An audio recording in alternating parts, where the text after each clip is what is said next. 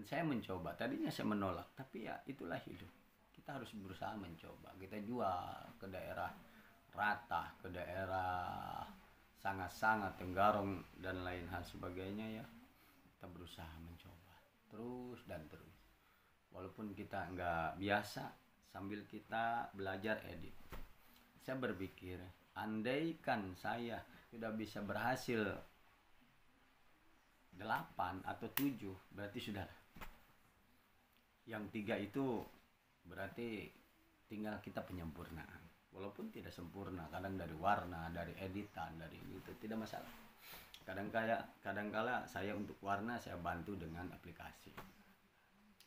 Itulah saya berproses, sahabat anak rantau. Saya berpikir, tunggu suatu saat kalau saya sudah melewati satu ujian ini, saya akan tempuh zona yang nyaman itu. Jadi sebelum zona tidak nyaman ini selesai, saya tidak akan melangkah lagi. Saya berusaha untuk berdamai dengan waktu. Saya berusaha untuk bergelut dengan waktu. Saya berusaha untuk menantang badai. Saya berusaha untuk bertahan dihantam badai agar kita sebagai nelayan ulung sampai di tempat tujuan. Karena saya punya prinsip begini, sahabat anak rantau. Nelayan yang ulung adalah nelayan yang siap mati dihantam badai. Nelayan yang siap mati tenggelam menerjang badai, daripada nelayan yang melihat badai lalu dia kembali. Jadi itu tidak sampai ke tempat tujuan.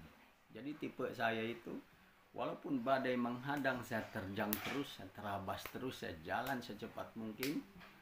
Karena kalau jalan kita diperlambat, insya Allah kapal kita akan garam. Tatkala badai menerjang, maka saya akan lari secepat mungkin menerjang badai, agar kita sampai di tujuan. Tatkala badai itu sudah tenang, insya Allah kita akan melewati permasalahan hidup itu dengan damai dan sampai ke tempat tujuan. Alhamdulillah, sahabat anak rantau, banyak sekali hal yang saya harus renungi ya, dalam hidup. Kita tafakuri, kita renungi. Kita sering bicaraan sama guru-guru saya, terutama Om Ahmad Bagundal ya, guru saya, mentor saya, Panglima Merah Kalimantan Timur. Terima kasih. Semoga Allah membalas kebaikan Om yang telah membimbing adiknya ini, yang telah mengarahkan adiknya ini dari jalan yang carut marut menuju jalan yang terang. Terima kasih. Dan tak lupa terima kasih juga kepada Guru Rohim ya, yang telah mengajari kami ilmu bertahan hidup, ilmu ketenangan jiwa, ketenangan batin. Terima kasih. Ilmu kepercayaan diri. Dulu waktu saya olah jurus di lapangan, yang saya tidak bisa itu satu, jurus meditasi pohon pisang. Saya menyadari diri saya karena tangan saya patah, ini retak, kaki patah, pokoknya badan saya yang lemah. Saya memutuskan, wah, saya tidak bisa ini untuk belajar meditasi pohon pisang karena harus kekuatan tangan dan tubuh. Saya tetap berdalih saya tidak akan bisa, tapi guru selalu menguatkan saya. Tidak ada yang gak mungkin di dunia ini. Semua kalau kita berusaha, kalau kita yakin, pasti mungkin.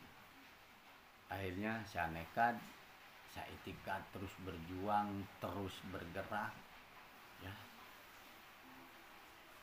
terus menjalani, terus olah, dan alhamdulillah dengan keyakinan yang guru tanamkan kepada diri saya, alhamdulillah akhirnya saya meditasi pohon pisang itu saya bisa lakukan.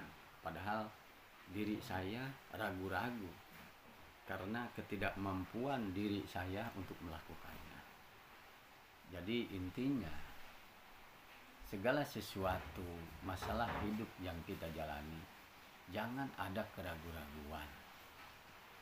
Jalani, yakini bahwa Allah beserta orang-orang yang sabar saja dalam menerima ujian. Insya Allah bisa dilewatin, alhamdulillah. Meskipun hanya itu gerakan meditasi yang kita pikir tidak mungkin, tapi guru menguatkan saya. Tapi itulah gambaran kehidupan, sahabat anak rantau. Dalam hidup jangan ada keraguan-raguan, yakin dan percaya bahwa segala masalah ada jalan keluar.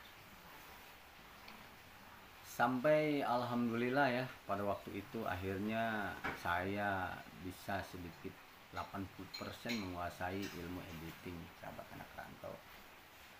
Makanya saya memutuskan kepada guru, saya ingin berusaha, saya ingin hijrah lagi ke Pulau Papua. Sebetulnya dengan berat hati karena ilmu yang saya dapat belum maksimal ya.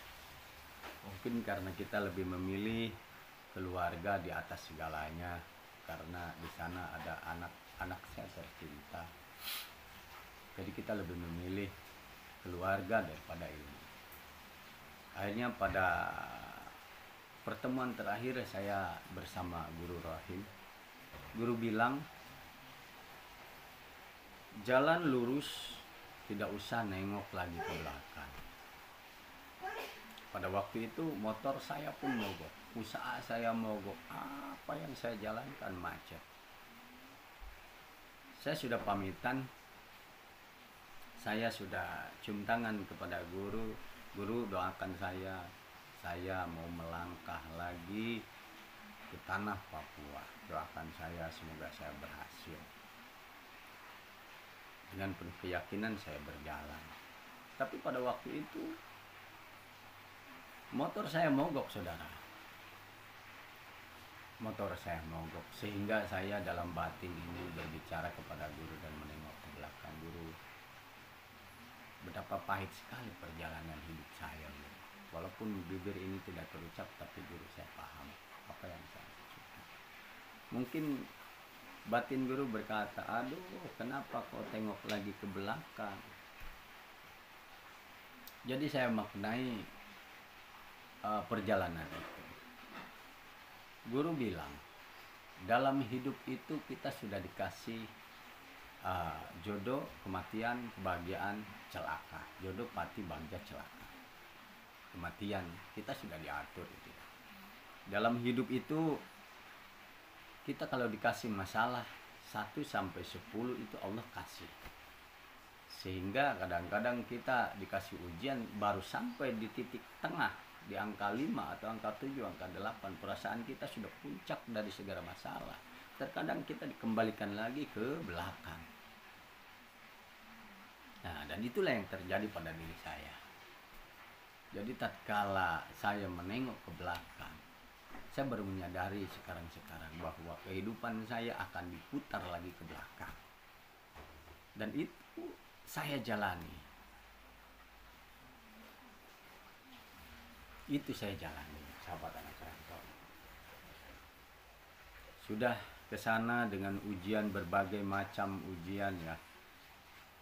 Saya lewati. Nanti kita bercerita keadaan kita waktu kita di Kalimantan. Banyak kisah-kisah misteri, banyak kisah-kisah religi, dan banyak hal yang penuh renungan ya kita waktu di Kalimantan. Alhamdulillah Kalimantan mengajarkan saya ilmu hidup. Alhamdulillah Kalimantan mengasih saya guru hidup, guru bertahan hidup. Saya tidak sia-sia masuk ke Kalimantan, alhamdulillah. Alhamdulillah.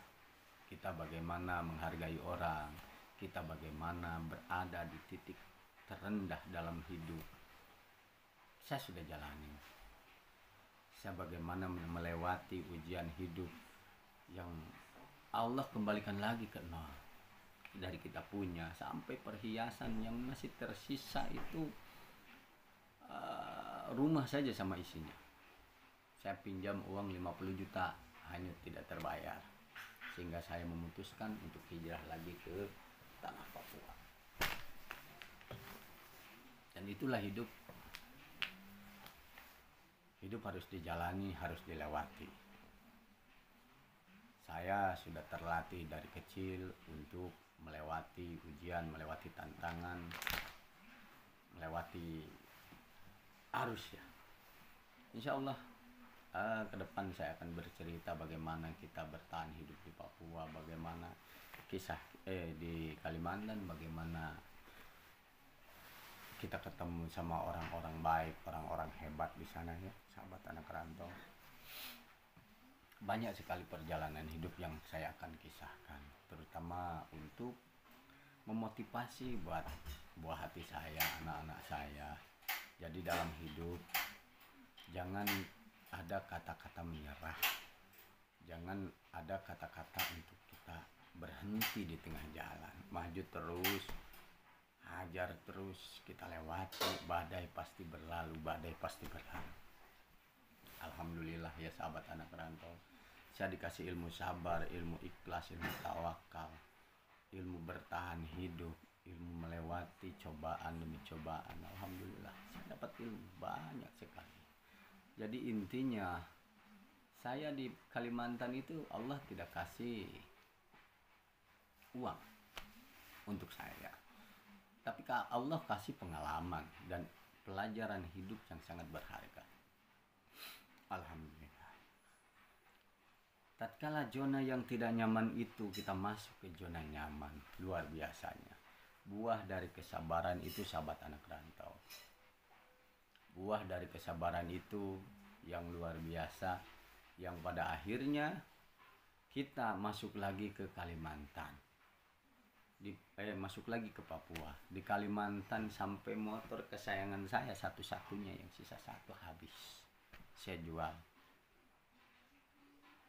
Saya nyebrangkan saja 1.800.000 dari Pelabuhan Ratu Sukabumi ke Kalimantan.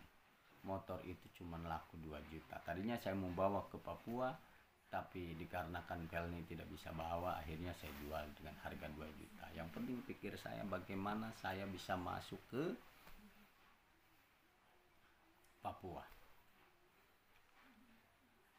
Saya masuk ke Papua, saya tidak bisa bayar kontrakan, sahabat. Saya masuk bagaimana saya bertahan hidup dulu. Saya nempel, saya sambil jualan di saudara saya dari Pelabuhan Ratu ya. Saudara seperjuangan, saudara seperantauan ya. Kalau kita di perantauan itu kita saudara. Walaupun bukan saudara kandung, kita semua satu suku, saudara. Kita beda suku juga saudara. Orang Pelabuhan Ratu ya, Bos Haji Epul. Saya di sana sambil jualan sandal, sambil edit foto juga. Dan pada waktu itu kawan mengajak saya ke kebun sawit. Berhubung dulu saya putar-putar sudah mungkin kalau diibaratkan lecet lah ya di kota, tapi satu saja yang belum masuk, saya di kebun sawit. Akhirnya kawan-kawan saya mengajak saya ke kebun sawit, dan itulah buah sabar ya sahabat anak rantau. Bagaimana tidak, ilmu market yang saya miliki, tatkala saya melihat peluang, sedikit saja peluang, saya membabi buta sahabat anak rantau. Saya masuk ke kebun sawit dengan lahan yang masih, kata saya, berlian lah, masih polos, masih orang tidak tahu tentang foto edit. Jadi satu hari itu di sana itu mungkin ada 13 barak. Tengah-tengah itu pabrik, ke kiri 6 barak, ke kanan 6 barak. Jadi di sana kita main strategi ya sahabat anak rantau. Kita terjun di foto, sambil kita ada jual sandal dan sambil kita ada jual sarung bantal juga ya sahabat anak rantau, karena untuk kita biaya hidup di sana. Akhirnya saya masuk ke kebun sawit dengan mengikuti teman-teman saya. Luar biasanya lokasinya masih lokasi kosong ya sahabat anak rantau, belum ada foto edit yang masuk. Jadi satu hari itu kita dapat order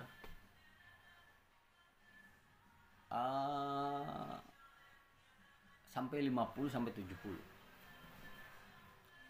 50 satu kampung itu kita meledak pokoknya sahabat anak rantau. Saya tanya-tanya di kota berapa harga foto edit begini-begini, kita hasil ngelobi, ternyata ada, kita ada studio besar di Papua. Padahal waktu itu saya masih belajar ngeditnya, tapi modalnya kita berani, sudah deal harga itu 10.000. Akhirnya bagaimana caranya, kita foto itu harus di press. Nah 10.000 itu plus press 1.000 jadi 11.000 ya. Oke, akhirnya kita jalan. Saya stop di angka 250 foto sahabat anak rantau. Luar biasa, buah dari kesabaran itu Allah bayar dengan berbagai macam kenikmatan.